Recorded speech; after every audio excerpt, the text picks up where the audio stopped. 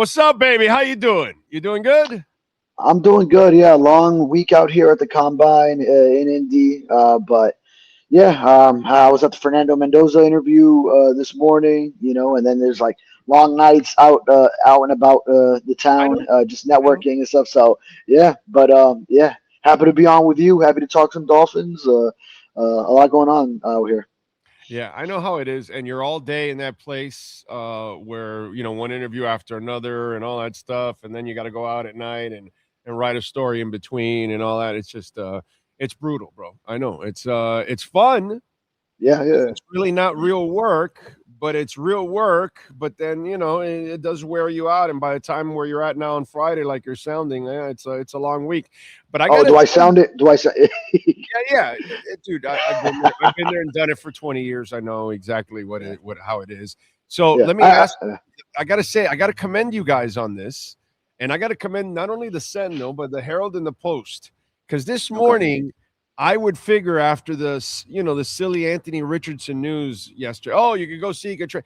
I thought the lazy article would come out from somebody out there would write a lazy article because it's easy clickbait shit. None of you did it, bro. None of you did it. Like, wow, that's whether you believe it or not, whatever. I don't think there's any chance that they would trade for him anyways. But it's just like I didn't see anybody say, put out an opinionated article about go trade for Anthony Richardson. So where do you stand on that? Because I just find it to be a completely silly subject overall. Yeah, I guess it would depend on what Sullivan feels like was his grade on him coming out of that draft. We've seen the tape on him in the NFL, and then just what he's done with his arm leaves a lot to be desired. I covered a game that was maybe one of the worst quarterback games. Of games I've covered, I think it was maybe the second worst, and it might be tied for the first between him. And it was the Tyler Huntley / Tim Boyle coming in when Huntley got hurt game Wow. in 24, Dolphins Colts game here in this city. So, yeah, I mean, based on what I've seen, which that sticks out in my mind, but that's only me. But you just haven't seen it in the NFL. Now, that's not to say that he could never figure it out with coaching, but it seems like it would still take a lot of coaching. He's obviously got the tremendous athletic abilities, but just as far as I wouldn't go that route if I were the Dolphins. I would definitely strongly lean don't do it. Okay, and this is why, because I like to look at what's going on and kind of assess what really is going on. And one of the two myths that I shattered for everybody on our show, if for those that listen, of course, because the Green Bay guys are here, and so two things that happen if you understand what's going on. Okay, so people want to say, first of all, they say, well, let's go get Malik Willis, and he was in Green Bay for 2 years. They know him best. That's this cheesy line that everybody uses and all that kind of stuff. And so then I turned it around on everybody on the show yesterday, and I'm going to turn it around on you, but I'm not going to go as deep because you're young. So I'm going to go only as deep as Aaron Rodgers. Okay.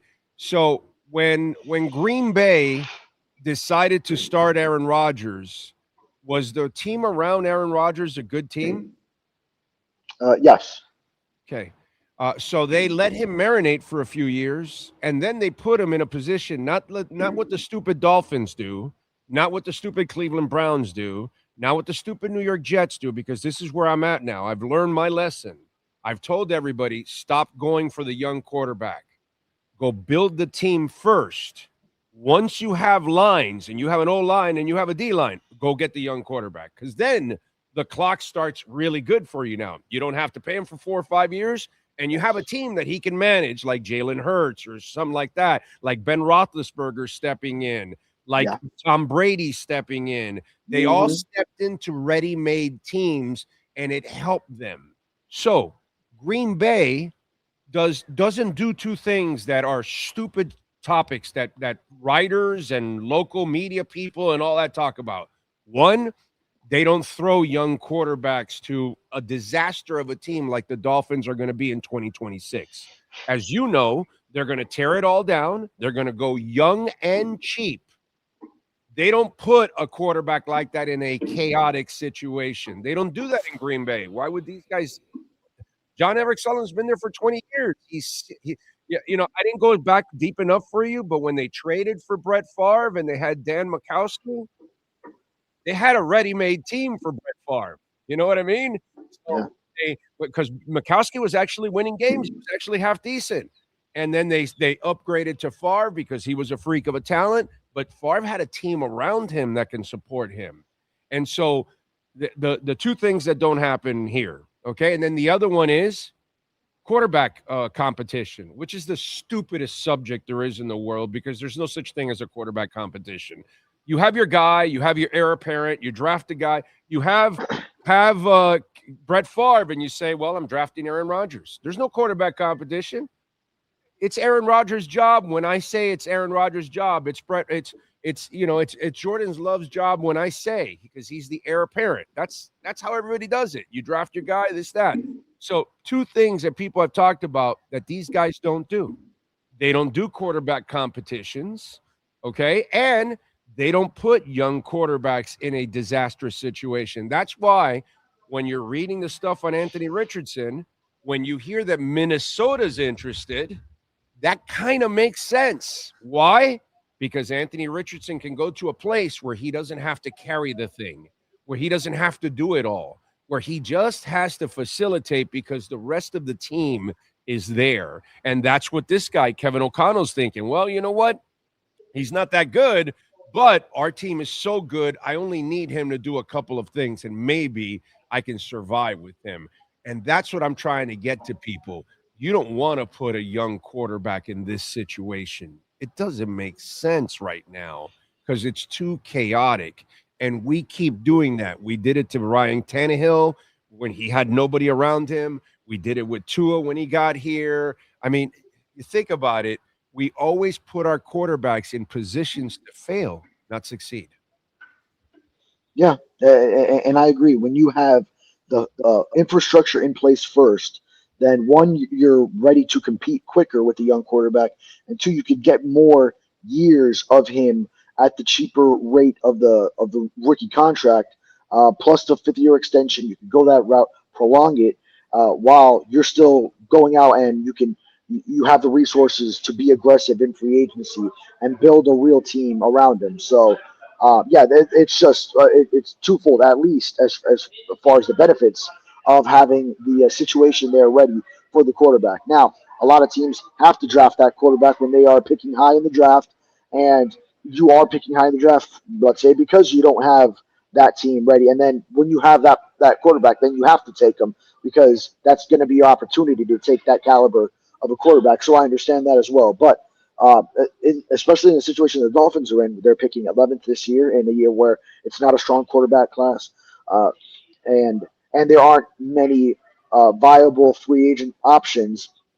Where the top one we're talking about uh, is Malik Willis, who's widely unproven and is going to still command upwards of $30 million potentially, and the Dolphins are not in a place to go and do that.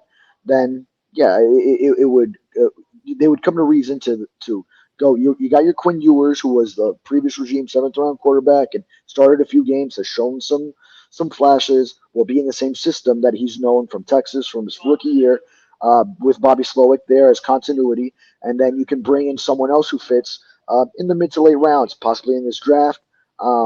Take a flyer on maybe someone cheap. And yeah, you mentioned Anthony Richardson with Minnesota.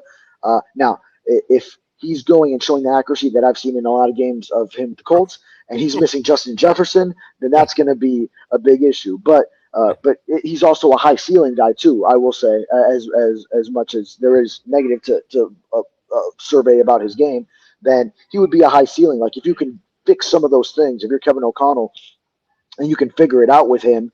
And, I don't think he's a high. I don't think he's a high IQ quarterback. Is the problem? I there's think that, but you can coach. You can coach that up.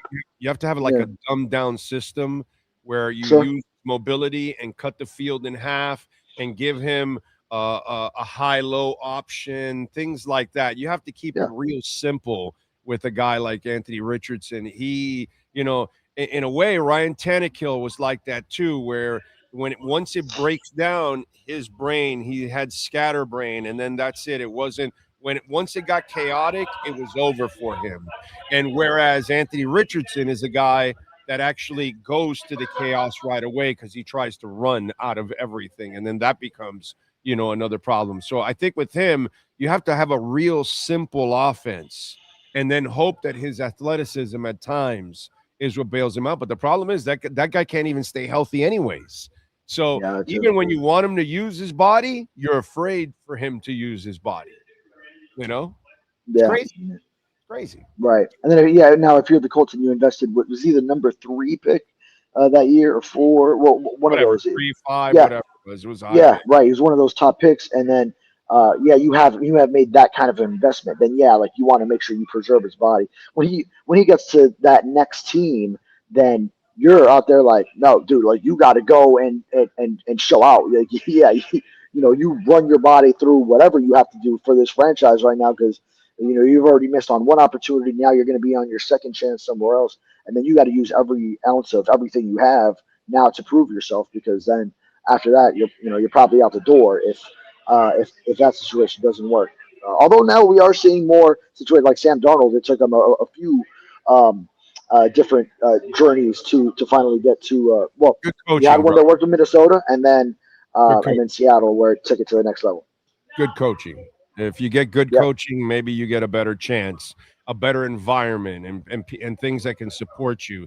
And Shanahan is a beast, dude. He just is a beast. All right, when you heard the GM say young and cheap, and then we've watched again. Let's look at it from 30,000 feet. We've watched them cut everybody. We know they're going to cut more guys and try to trade to completely clean out. I think they're going to do what Flo wasn't willing to do. They're going to bottom out. I think they're going to coach. They're going to try to do things the right way and all that. But I get the feeling that they know they need to bottom out completely this year. And that's why I don't think there's going to be any grand investments in anything. The grand investments are going to be in draft picks, in coaching, and putting time in and those kind of things. But in developing the foundation, I don't think that this is a season where they're really going to spend much. And when they go get that journeyman quarterback, that's what they're going to get. Like a guy that, whatever has been around, that's what I think will be that third quarterback outside of the draft pick that they will select. So you're expecting them to bottom out, right? Not to really go for any kind of free agent like Willis or anything else like that. Yeah, it would stand to reason. And then not only that, you want to be in that position where you are in a strong 2027 for that class where you will have more quarterback options. So and the Dolphins don't have, frankly, the capital right now, the resources to go and spend in free agency. So Malik Willis, I think I've always said it will only be if it's a bargain where you can get him, and then aside from that, that part is just not going to happen. So it's all right. We'll go for Malik Willis if we can get him at a bargain, and then okay, fast forward to no chance that happens, and then I think it stands to reason to just go find another young quarterback in the draft, mid to late rounds. You have them compete with Quinn Ewers, and then just elsewhere in free agency as well. I don't see them being big spenders. I think Minkah Fitzpatrick is out there on the trade block. Possibly some other moves could be in the works. Where they find some draft capital. They want to maintain as many of the foundational pieces as possible. When you look at like a Jordan Brooks at linebacker, I think Aaron Brewer at center, Patrick Paul wouldn't be up for a contract extension yet, but I think he's a guy that you want to build around. Sullivan mentioned both HN and Waddle, that he would like to have them around. Waddle already did get his contract extension, but he'll take calls on those guys, and so I don't think he's going to actively be looking to trade them. But I think teams will be coming to the Dolphins, and possibly someone could be interested in getting to a little bit of a bidding war with the kind of draft capital that they could send to Miami, where that would be where Miami would see the ultimate value is to stock up on draft capital. Have plenty of picks. When Sullivan referred to his picks, the number of picks, he said only 8 picks. You only have 8 picks, which is actually one more than what you normally would have if you just had your 7 rounds.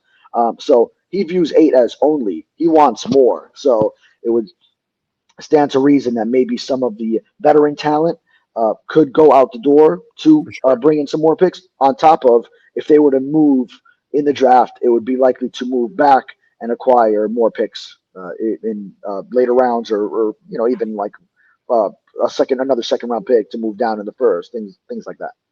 All right, we're not capologists, but looking at it from the way it is right now, you're going to make so many cuts. You're going to make more cuts now. You're going to make more trades where you're going to open up more space. You're going to have more dead money.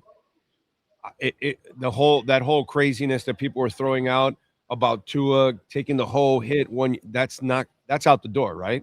That's out the door. It's going to be a June 1st hit for over 2 years. That because it's just too many things to Yeah, pile it's very on, difficult. Yeah, right? Okay. So you're in agreement with me that you yes. can pretty much forget the whole thing being on, because everybody thinks, oh, this is a 1 year thing. No, dude, it's a couple of years where you're going to have to deal with some cap issues.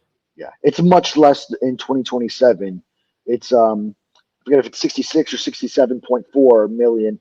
That would be the dead cap for the 2026 cap, and then you take on the rest of the 99.2. So just upwards of 20, 22, whatever, to come in 2027. So And there'll still be some mostly, other stuff that will roll off of this coming season too, going in, because there always is, bro.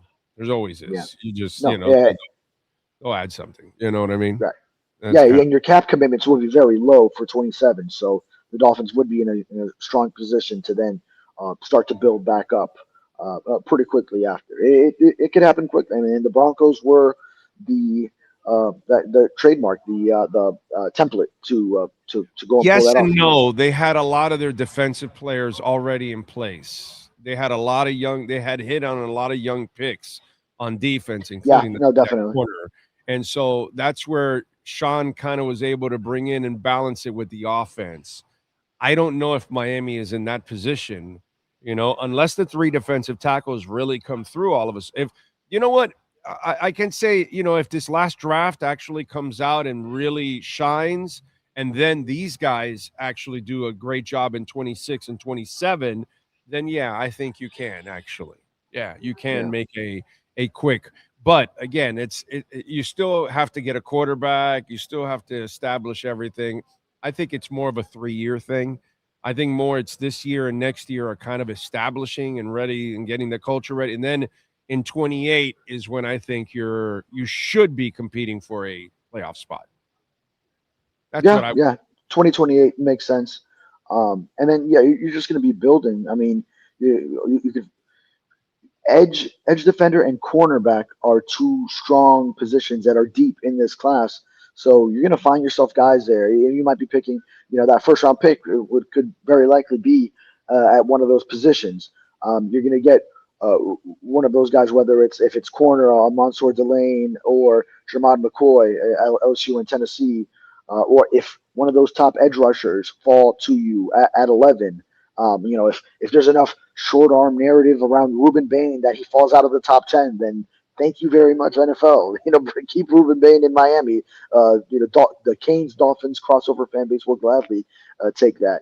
Um, but even in later rounds, you could find guys at those positions. It's considered a deep class. So you're going to start to build these pieces. I think probably Sully and Half will be pleasantly surprised with those defensive tackles, the defensive line. That there were some finds in like Jordan Phillips in a fifth round. That now he's a piece that they could go with. And see what you turn Chop Robinson into, which is going to be a huge year for him in a new defense. And you have a Jordan Brooks, so you want to make sure you keep a guy like that who is going to set a culture for everyone that you start to build, onto this roster. So, yeah, you can see it just coming together with plenty of picks, and then going into that 28 season. Now you could really be aggressive and fill the holes with some premium free agents. Although it'll still be that they want their own guys that they could bring in from the start for the most part. But maybe it'll be like you have one big free agent per class, right. per off season, along with some supplemental guys that are kind of like minimum guys, or maybe just barely making a little bit more than that. to really fill out the roster. And by the way, 28, that's if you do everything right in 26 and 27 to get you to 28. We don't know if these guys are going to do everything right. We have no idea. But I do like what I see so far. All right, follow him on Twitter at David Furones _. Make sure you follow him there at the South Florida Sun Sentinel. David, appreciate you, my brother. We will catch up on Tuesday. Have a great weekend and safe travels. Thank you. Have a good one. You got it. There you go. The great David Furones, Jeff Welt, and Daniel Rheaume. They are the legends, baby. I mean, if we had actual tackles like this, the Dolphins would be dominating in every way, in every form, in every fashion. 954-966-4646. They've been at this for over 20 years. They have a AAA plus rating from the Better Business Bureau. Sadly, a lot of people are dealing with bankruptcies. That could happen to me. That can happen to you. It can happen to anybody. If you're dealing with bankruptcies, homeowner property damage, condo damage, business owner claims, personal injury, they can help you out. Criminal defense, commercial litigation, 954-966-4646. The consultation is completely free, so you don't have to worry. You call, you explain your situation. They'll tell you if you have a case, and then they can attack it. And remember, if you have damage to your home, your condo, your business, never, ever call the insurance companies. That's what we're trained to do. Don't do that. You call Welt Rheaume first. They send their adjusters over. They assess all the damage, and then they call the insurance company on your behalf. You never have to deal with the headache that is the insurance company. It's a beautiful thing. 954-966-4646.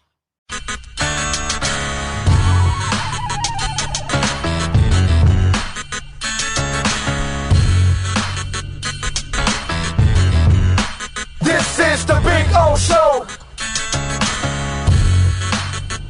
This is the Big O Show.